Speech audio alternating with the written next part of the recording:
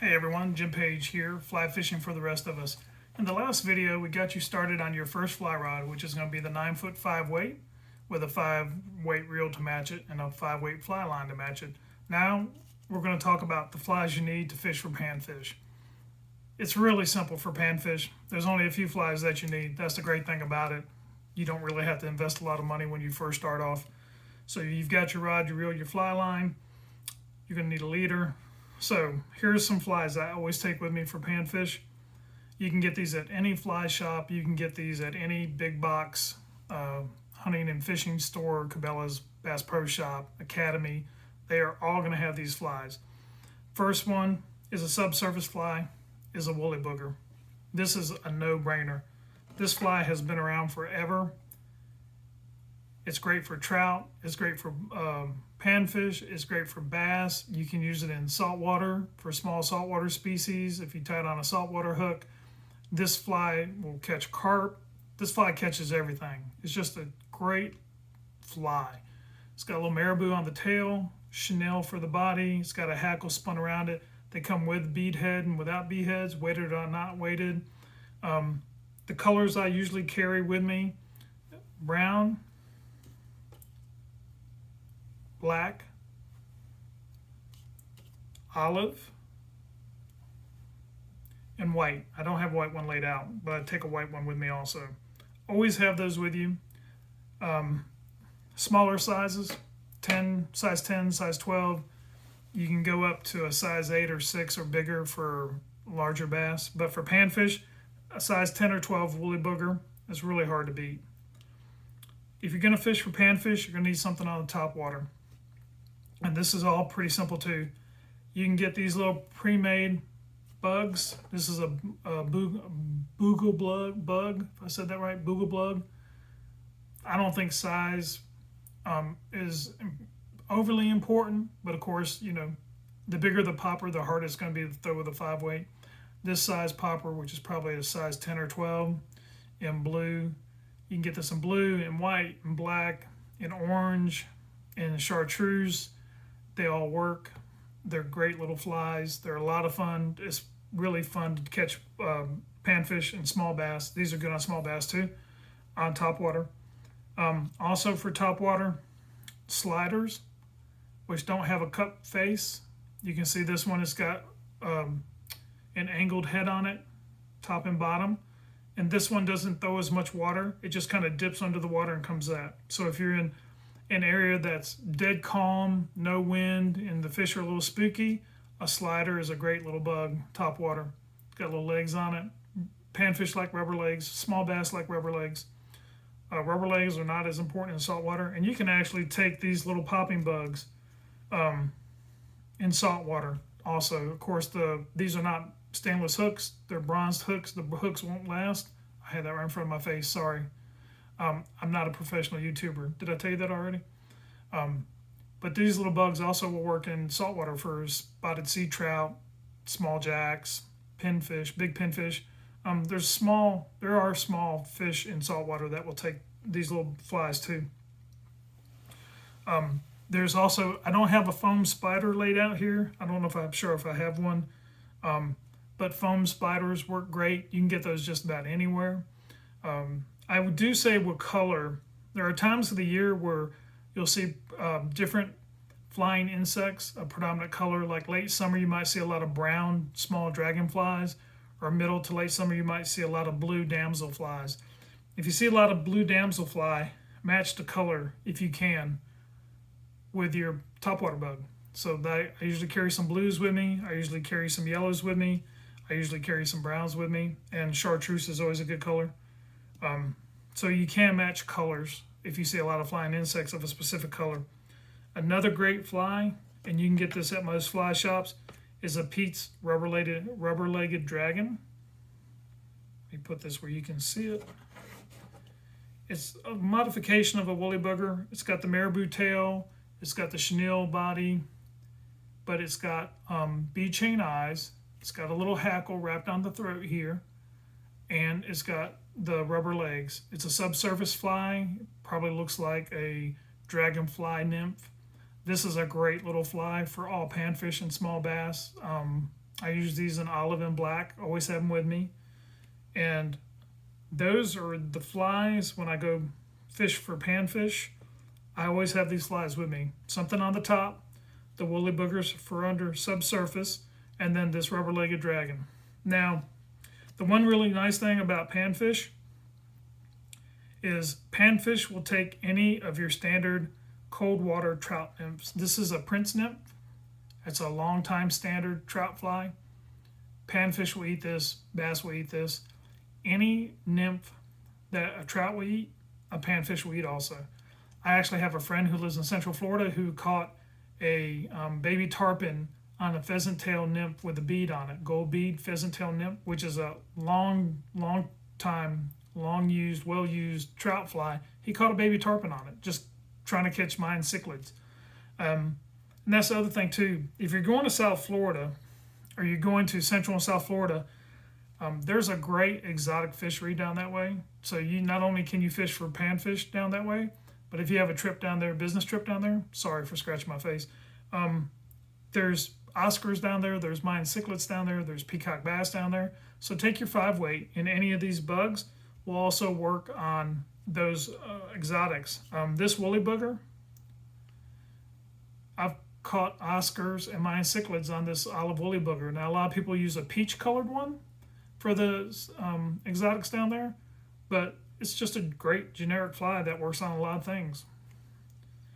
So you've got a few flies. You don't need a ton of them. You can put them in anything. You can put them in a secrets tin. You can buy a little fly box for them. So now you're going to need a leader. We didn't talk about the leader, but the leader goes on the end of your fly line. So most of your fly lines that are $40 or more usually have a loop on the end of them. Some people like the loop. Some people hate the loop. I use them. If they get where I see that they're being cut by the leader, you can see grooves starting to form in them, I'll cut them in and use a nail knot and put a little butt section off the end of this with a perfection loop. But I'll use them. Some people absolutely hate them.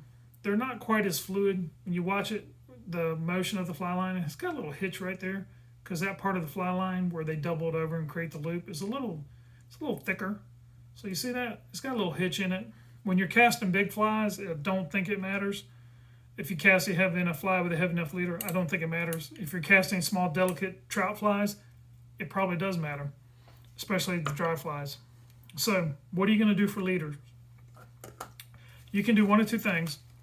You can go to a fly shop, an online store, a big box retailer, and buy these prepackaged leaders. They're knotless. They're just one piece of mono. You can get them in 9 feet, you can get them in 6 feet, you can get them in 12 feet, you can get them in 13 feet, you can get them in 7.5 feet. One thing to realize, with a 9-foot rod, if you get a 7.5 or a 9-foot leader, it's going to be very manageable with a 9-foot rod. If you had a 6-foot fly rod, a 9-foot leader with a 6-foot fly rod is not going to be as manageable. The purpose of the leader helps to keep the fly line, which is fairly thick, from splashing too close to the fish, and also makes a connection to tie the fly onto, because you can't put one of these little panfish, you couldn't tie that directly onto that. Even if you cut the loop off, you couldn't tie a fly onto that thick fly line. It's not going to work. So you need a leader for a transition. It also helps bleed energy off. When you're casting, that heavy fly line has a lot of energy as it unrolls, and this leader helps bleed some of that energy off, and that's why they make tapered leaders. The last 18 inches of the leader is called the tippet. I haven't researched why they call it a tippet. Everyone's always called it a tippet since I've been fly fishing for the last 20 years. I don't know if that came from, bygones and bygones ago. But remember, the last 18 inches of a factory leader, the last 18 inches are the tippet. And when this says 8.2 pounds and 3X, that's the last 18 inches. Now, as you can see, unlike saltwater flies, these flies have very small hook eyes. So you're not going to be able to shove a 20-pound piece of mono through that little woolly booger eye. Not going to work. You can buy these leaders, or you can tie these leaders yourself. I tied this leader. I have big spools of mono, and on rainy days or in the winter, I'll tie up some of these leaders. I like the hand tied leaders because, especially in the saltwater, not so much for the freshwater, the 8-pound and 6-pound leaders, but when you have a saltwater leader, a lot of the commercial leaders from saltwater, the butt section, the first section of leader, is sometimes a little bit thinner than I like. And I have a micrometer. We can go into a real lengthy leader discussion if you want. Mad River Outfitters has some great videos on leaders. But I have found, especially in the older days, that the saltwater leaders, the butt section was too thin. And it just wouldn't cast a heavy fly in big wind. So I started tying my own leaders because I could use a 40-pound butt section, and it was a thicker, the mono was thicker than what you could buy with a one-piece leader. And it kind of makes sense. I mean, if you're taking a single piece of mono and trying to go heavy to light, there's some physical limitations about how much you can take that one piece of mono down. There's got to be. It's just pure physics. I mean, there's only so much you can do with mono before you break it, pop it. So there is a number on here. Now, this is not important in saltwater. It is important in freshwater. You'll see a number here, 3x, right there, 3x, or 4x, okay? That refers to the diameter of the tippet, the last 18 inches. And you're thinking, why do I care about that versus the pound test, 6.4 versus 8.2? Well, there's a rule of thumb. If you have a size 12 hook, this would be a size 12 woolly booger, which is a good size for panfish and also for trout. The one nice thing about all the flies that I showed you can be used for trout too, freshwater trout. So this woolly booger is a size 12 hook. Well, if you take the number 3 or 4 and divide it into the hook size, so a size 12 hook divided by 3, that gives you 3x. If you divide by 4, if you divide by 4, it gives you 3x. If you divide it by 3, it gives you 4x. So you look at the package, 3x.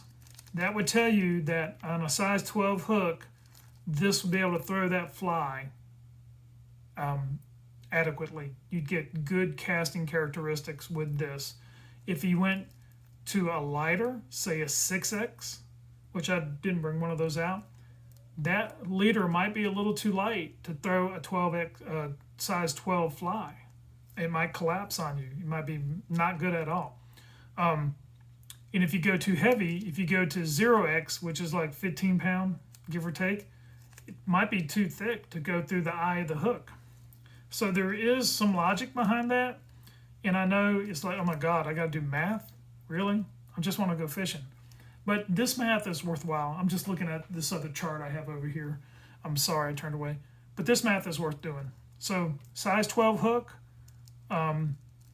especially if it's a heavy fly, this has a bead on it, you want to go with a heavier leader, a 3x leader, which we equaled 8.2 pounds. Sometimes 3x leaders actually are only 7-pound breaking strength, and sometimes they're a little heavier. So there's some variation in the breaking strength between the manufacturers. And I'm not associated with Rio. I'm not associated with any fly tackle companies, any conventional tackle companies. I'm not associated with anybody. I don't get kickbacks from anybody. But I will tell you what I use. In my fly shop in Atlanta, they have a lot of Rio products. They have a lot of Sage and Rio products. So I end up with a lot of Sage and Rio products. So you have your leader. You have the right size leader for the fly you're throwing. To give you another example, this little trout fly I showed you, which also works for trout and for panfish, this prince nymph, that's a size 10 or 12 prince nymph, but there's no lead on the eye. You see, there's no lead, there's no bead at the front of this. So it wouldn't take as heavy a leader to turn this fly over or cast this fly properly. So if this is a size 12 prince nymph, because it's not weighted, it has a little thin wire around the body, you say, oh, well, instead of using a 3x leader, I could use a 4x leader because this fly is not as heavy. So that's something to keep in mind when you think about unweighted and weighted subsurface flies. Same with your poppers. The bigger the popper, the more air it catches when you cast it. It's very air resistant, and the heavier leader you'll want to throw. So you say, okay, Jim, leaders are $3 a piece. You don't have to change your leader out every time you use it.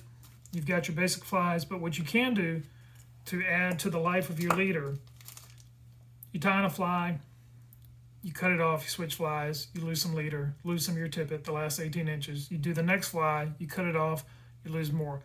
When you get up to that 18 inches, your leader's going to start getting thick, and it's going to be harder to tie your flies on. Plus, the leader is not going to turn over on these lighter flies. It's not going to roll out in that J the way it should. So what you can do is you can buy a spool of tippet. And if you're going to throw a 4X leader, you want to put 4X tippet on it. And this is actually a 3X. This is 8-pound 3X. So if I have an 8-pound leader, you can get a spool of tippet, 8-pound tippet, or a 3X leader, get 3X tippet. And when you use that last 18 inches, you can pull some of this tippet off, use a blood knot or a triple surgeon's knot, and tie on another fresh section of 18 to 24 inches of tippet. Use that up, then you can tie on some more tippet. So you can get a lot of life out of your leader. Some people leave the leader on the entire season. For folks who live where there's distinct seasons up north, where there's a beginning and end to the trout season, they'll leave their leader on almost all season and just keep changing out the tippet. I tend to change my leaders out more.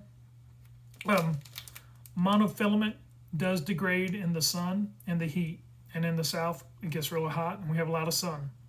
And I'm not going to lose a big fish over having older tippet, or an older leader, an older tippet. It's not worth losing a big fish over. So I tend to change my leaders out more often than other people's. That's why I like either the loop at the end of the fly line, or I like to put a cut that off when it gets grooves in it. It looks like it's going to be maybe not in prime condition. I'll cut it off, put a nail knot on with some 30 or 40 pound test butt material, and put a perfection loop on. You can replace that and swap out the leaders. A lot of people tie in a section of butt section here, like a 4-foot section of butt section, 30 or 40 pound butt section material, and then just tie a few more pieces of the leader off of it. But that's a long conversation that we're going to hold for another day.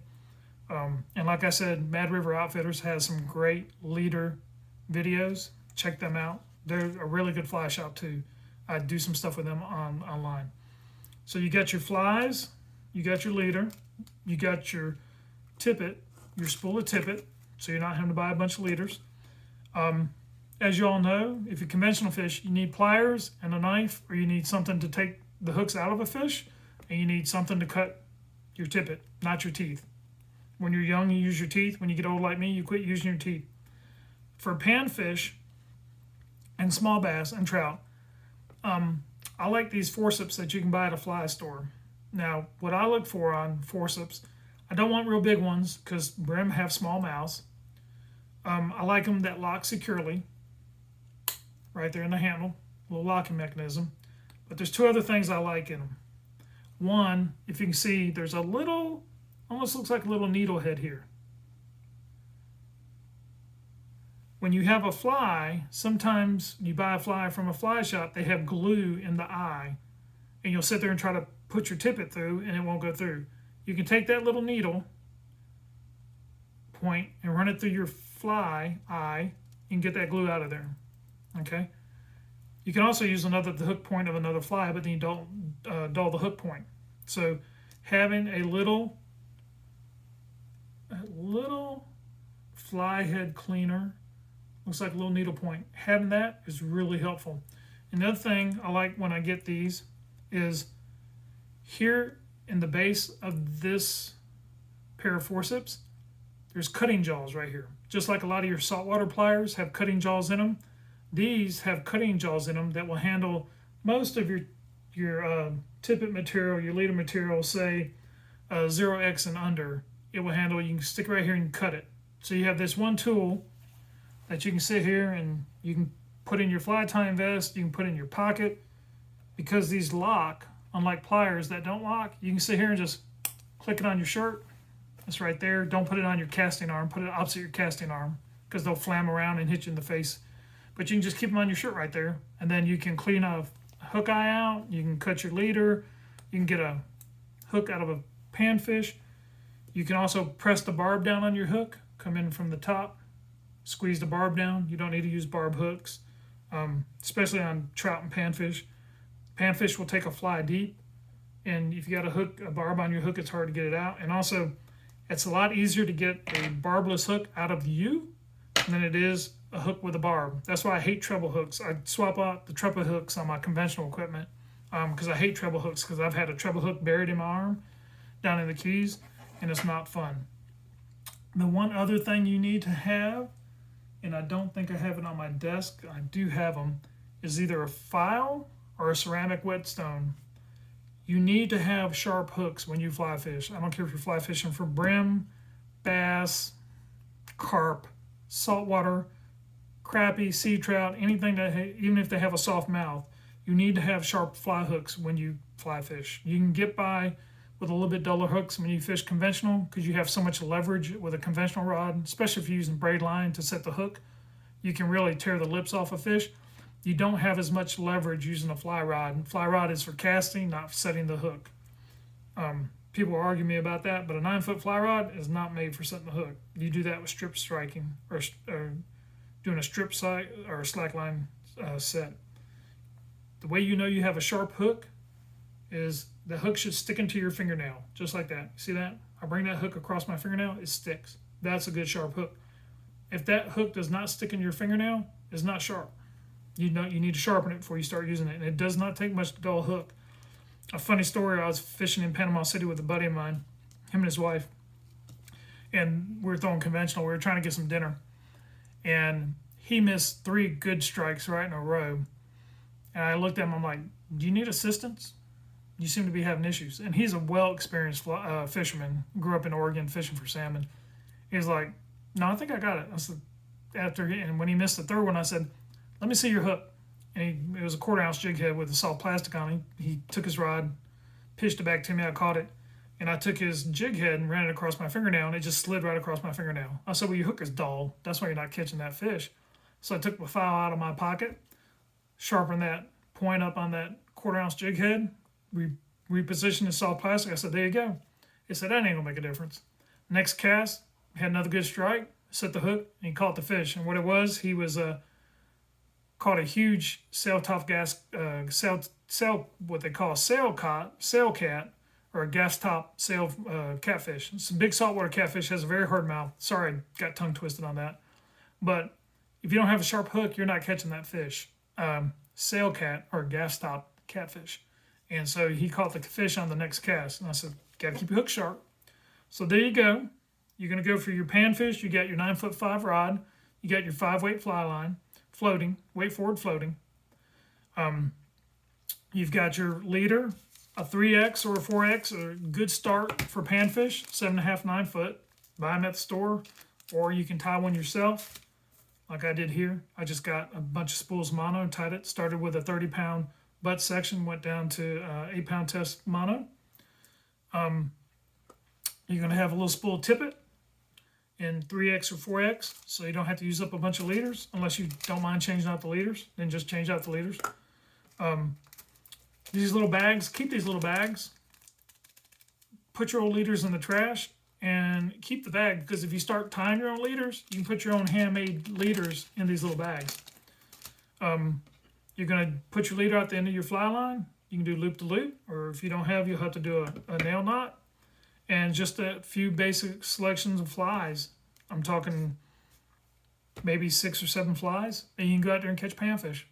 So, and you can also use the woolly boogers and nymphs to catch trout too, if you have any trout water by you. So that's going to end this video. Don't forget to keep your hooks sharp. Debarb your hooks. And the next video, we'll talk about your second fly rod and what I think it should be and the things you need to consider when you get that fly rod.